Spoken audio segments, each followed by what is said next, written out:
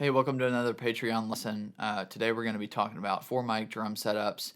I've previously done some videos on a 1 mic drum setup and a 2 mic drum setup, and a lot of the concepts that I talked about in those videos kind of will be building towards these, and I'll probably do like an 8 and 16 mic setup after this. So I would start back at 1, watch 2, and then this one, etc. Just so everything I'm saying, if I'm kind of referencing back to something I already said in another video, it makes more sense.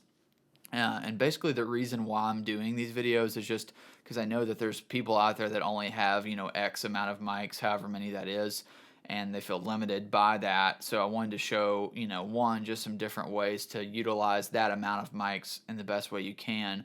But also I think there's specific drum sounds and types of music that lend themselves more to certain mic setups.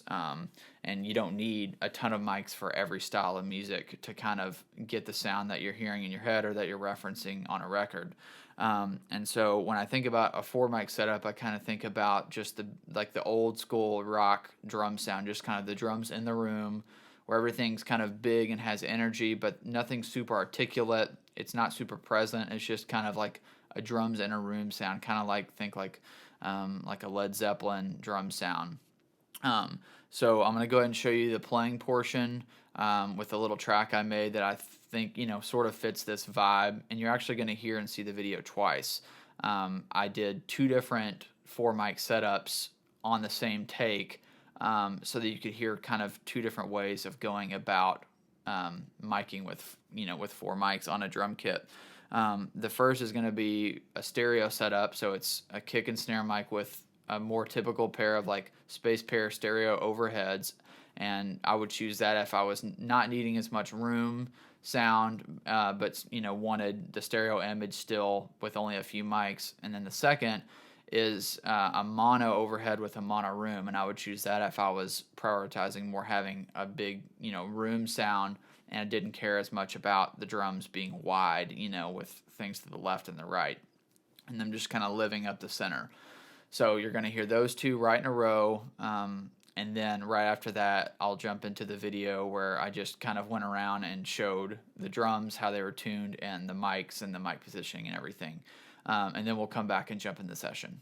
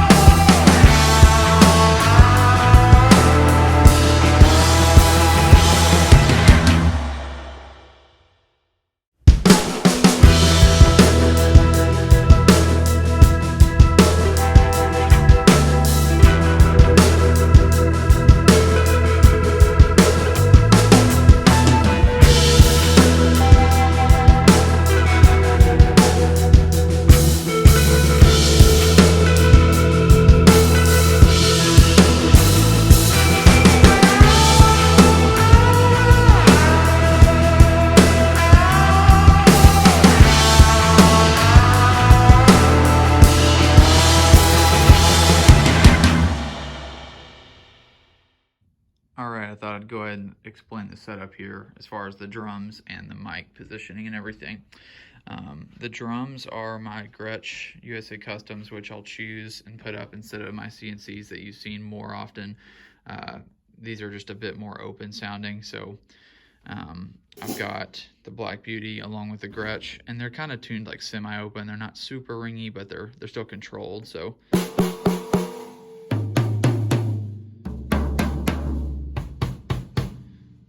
Yeah, they've got some ring, some overtone, but there's no like super spiky, sticking out, kind of in your face overtones happening.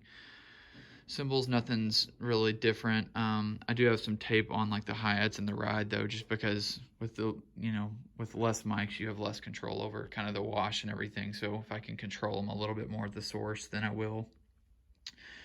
As far as mics and mic placement, the snare mic is pretty much the same as I usually would do. It's a Telefunken Dynamic, and it's kind of right off the head there. Nothing crazy. That's the Telefunken M80. For the kick mic, I chose to do the condenser instead of like a dynamic kick in, just because I figured with a, going for a more natural sound, I'd kind of do the kick out thing. So I actually backed it up a little bit more than normal, so I'd usually have it a couple more inches in, but this, like I said, is a super natural drum sound that I'm going for, so I backed it up a little bit to get a little bit more full picture of the kick instead of just the low end, just to have some air around it. And I do have that mic in figure 8 pattern on it. It has a couple different options, and so it's picking up on this side of the mic that the camera's on and the other side. So that's going to get a little bit more of the room in there, but also I like the way it does for the low end. There's just something a little bit different about it. As far as the overheads, the stereo option you heard was my Telefunken pencils, the M60s, and they're just kind of in a normal space pair. I'll try to back up here. Pretty typical space pair positioning. I do have them a bit higher that direction than I normally would. In a big multi-mic setup, I'll keep them pretty low, and so the image is super wide and they're practically just there for cymbals. But for this setup, they needed to pull more weight in terms of having the toms in there, since there's no closed mics on the toms. So I raised them up a little bit. The stereo field or image will be a little bit narrower. That's hard to say, but a little bit more narrow the higher you get. But at this position, they're still pretty wide. This one just pointed right over the hi-hat, the crash, and it's going to get plenty of rack tom and snare, and then that one over the ride and the floor tom. And then the kick is pretty much in the center of the two. And then for the mono setup, this is my Mojave MA300, which is a tube mic, and I have it in cardioid, and it's super low. Basically, if I'm sitting at the throne, you can't tell because I'm obviously behind the camera, but my head is like here, so it would almost be touching my head if I was sitting farther forward. And I keep it super low if I was doing this setup, just because I've got a room mic to capture all the ambience. So I want to get a closer picture, but an overall picture of the kit. And you could even consider, doing a knee mic, but the only problem with that is then you're not going to get as much toms and cymbals, which works when you're doing a tighter setup, but when you're playing a little harder, those sources can get a little weird if you're only relying on that for the full kit picture. So that's the overheads. And then the other part of the mono mic setup, along with that mono overhead, is the Beyerdynamic M160 ribbon, which I've talked about before. And so it's basically a mono room.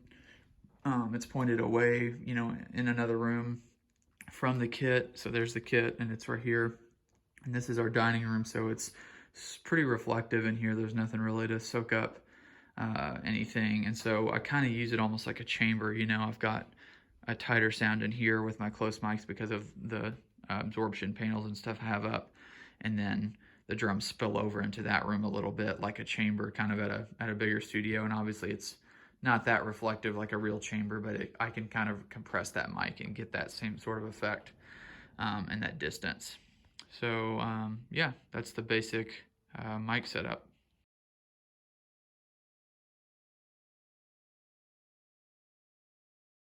I think that's everything I've got. As usual, if you've got any questions or something wasn't explained, far enough, just let me know. I hope this video has been helpful for you, and I'll see you next time.